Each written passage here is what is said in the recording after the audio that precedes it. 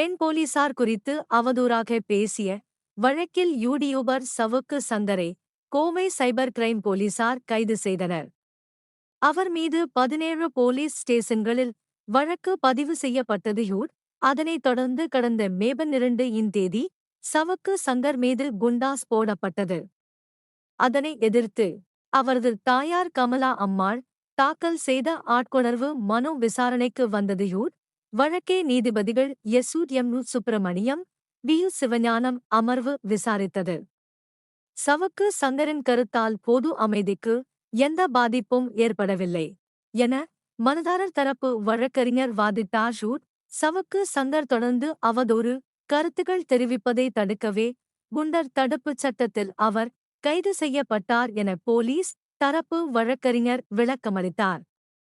இருதரப்பு வாதங்களை கேட்ட நீதிபதிகள் சவுக்கு சங்கர் மீதான குண்டர் சட்டத்தை ரத்து செய்து உத்தரவிட்டனர். நீதிபதிகள் பிறப்பித்த உத்தரவில் கூறியிருப்பதாவது: சவுக்கு சங்கர் மீதான வழக்கின் அடிப்படை தன்மை குறித்தும் அதன் முழு விவரங்களையும் விரிவாக ஆராய்ந்தோம்.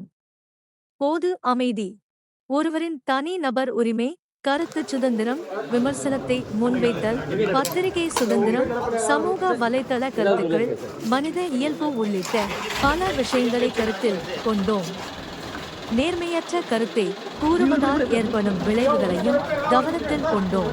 அது மட்டுமல்ல, கருத்துச் சுதந்திரம் மற்றும் அது தொடர்பான ஒழுங்குமுறை விதிகள் குறித்தும் விரிவாக ஆராய்ந்தோம். இது பற்றியெல்லாம் இன்னும் நாம் விரிவாக விவாதிக்க வேண்டிய அவசியமும் உள்ளது. சமூக வலைதளங்களில் கூறப்படும் குறைகள், புகார்கள், கருத்துக்களை அரசு கவனமுடன் ஆராய வேண்டும்.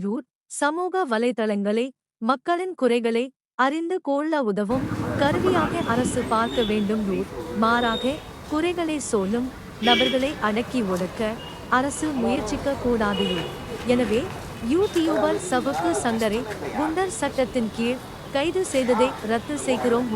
வேறு எந்த வழக்கிலும் சவுக்கு சங்கர் சிறையில் இருக்க வேண்டிய அவசியம் இல்லை என்றால் அவரை உடனடியாக விடுதலை செய்ய வேண்டும் என நீதிபதிகள் உத்தரவிட்டனர்.